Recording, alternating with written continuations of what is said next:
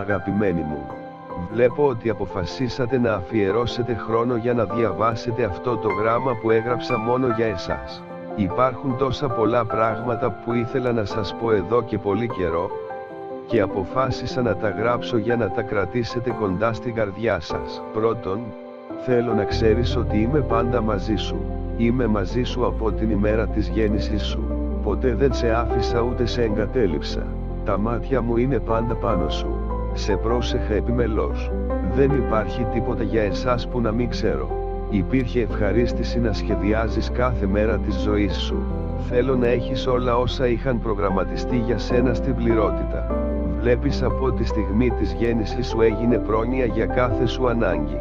Μην αμφιβάλλεις για παράδειγμα την αγάπη μου για σένα. Ακόμα και μέσα στον πόνο σου, είμαι εκεί. Όλα όσα έχετε δει και έχετε περάσει, τα έχω δει και έχω περάσει. Αν ξέρεις πόσο κοντά σου είμαι αυτή τη στιγμή, ακόμα και όταν διαβάζεις αυτές τις λέξεις. Πολλές φορές σε άγγιξα απαλά και περίμενα να γυρίσεις προς το μέρος μου και να φωνάξεις το όνομά μου. Κάθε φορά που περίμενα με ανυπομονησία και με τη χαρά να ξέρω ότι θα ξεκινούσαμε μια αιώνια σχέση. Περίμενα και ήθελα να σας δώσω και να σας αποκαταστήσω όλα όσα σας έχουν κλέψει. Οι αγώνες που πέρασες δεν ήταν από εμένα αλλά από αυτόν που σου κλέβει την αλήθεια. Το εκγενετής σου δικαίωμα, η κληρονομιά σου είναι από τον ουρανό και όχι από αυτόν τον κόσμο. Βλέπεις, ακόμα και εκείνες τις στιγμές που με γυρνούσες μακριά, ακόμα περίμενα.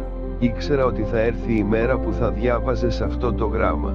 Σε παρακολουθώ καθώς τα μάτια σου κινούνται πάνω σε αυτές τις λέξεις.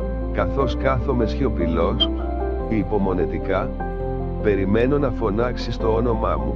Σε μια στιγμή θα μπω και θα κάνω όλα τα πράγματα νέα μέσα σας, αφαιρώντας όλο το σκοτάδι και την απόγνωση αυτού του κόσμου.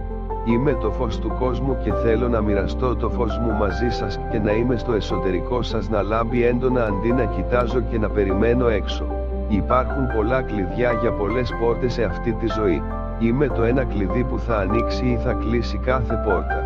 Ήρθα για να έχεις ζωή και να την έχεις πιο άφθονη. Ο πατέρας μας σας περιμένει να γυρίσετε σπίτι. Αγάπη, Ιησούς.